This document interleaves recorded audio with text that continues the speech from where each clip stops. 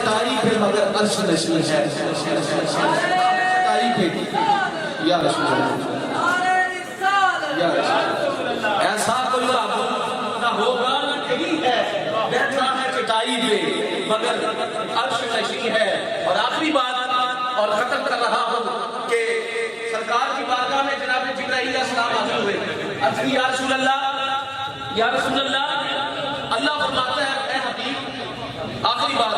اے حبیب اگر آپ تہائی رات جاتے ہیں، اللہ سبحانہ للہ، اللہ آپ کو سلامت رکھے، باقی نیڑے ہوئے حضرت جبرائیل علیہ السلام، پیر افضل رسول صاحب ماشاءاللہ میزبان بھی ہے، مہمان بھی ہے، وہ شخص جب آیا تو میری شان سے آیا، جو صاحب خانہ تھے وہ مہمان نظر آئے،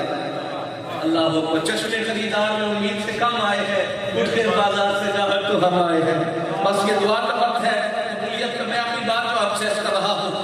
سرکار کی بارگاہ میں جناب جبرائیل علیہ السلام حاضر ہوئے، اللہ فرماتا ہے اگر تہائی رات جاگیں گے تہائی امت کو بخشش عطا کر دی جائے گی، اگر آدھی رات جاگیں گے آدھی امت کو بخشش، اگر پوری رات جاگیں گے پوری امت کو بخشش عطا کی جائے گی۔ بولو بولو یا محبت سے سبحان اللہ۔ تو سرکار نے فرمایا جبرائیل سنو، میں تہائی امت کے لیے رحمت بن کر نہیں آیا، آدھی امت کے لیے رحمت بن کر نہیں آیا، بلکہ میں تو رحمت للعالمین پوری کائنات کے لیے رحمت بن کر آیا ہوں۔ اے جبرائیل کیا میں رب سے کہہ دے کہ باری تعالیٰ جب تک میں محمد بستر لپیٹ کے رکھ دیتا ہوں، جب تک تو بخشش کا اعلان نہیں کرے گا، میں محمد اس وقت تک سلام نہیں اللہ پاک کے حضور دعا کو ہے،